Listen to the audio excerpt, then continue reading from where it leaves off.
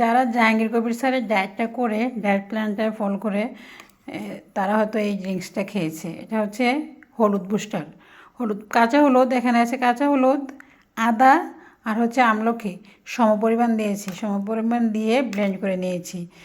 এটা থেকে আমি এগুলো অনেকগুলো করেছি, এগুলো আমি ডিপ করব, ফ্রোজেন করব। আর আজকে আমি একটু ট্রাই করব। আমি আজকে প্রথম খাচ্ছি এই বুস্টারটা, আমি আর কখনো করিনি। আমি আগে শুধু হলুদ পানি খেয়েছি, কিন্তু আমলকি আদা এগুলো দিয়ে খাইনি। তো আজকে একটু দিয়ে দেখি কেমন। আমি সাথে এখানে কুসুম গরম পানি নিয়েছি। কুসুম বলে উষ্ণ গরম বললেই চলে, কুসুম না। তো 1 চামচ দিয়ে দিলাম এখানে। আমি কিন্তু ছেঁকে ফেলে দেয়নি, এই যে ফাইবার সহ নিয়েছি। দিয়ে এখানে 1 চামচ হলো এই বুস্টারটা দিলাম। দিয়ে এখন দিয়ে দেবো হচ্ছে লেবু। এখানে অর্ধেকটা লেবু নিয়েছি, লেবু না দিলেও হয়, তারপর আমি লেবু দিলাম।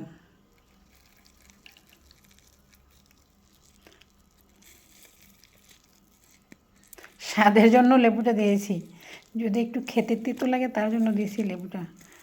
তিতে আমি তেমন খেতে পারি না, তার জন্য লেবু দিলাম। লেবুটা দিয়ে এখন কী দেবো জানেন? এখন দেবো হচ্ছে হিমালয়া পিঙ্ক সল্ট।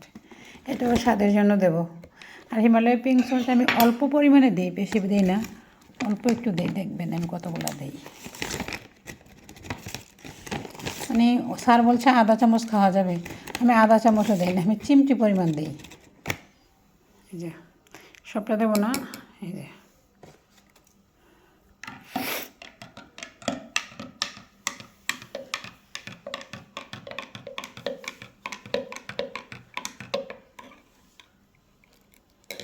এখানে আমি কিন্তু ছেঁকে ফাইবারটা ফেলে দিই, একেবারে সবটা নিয়েছি।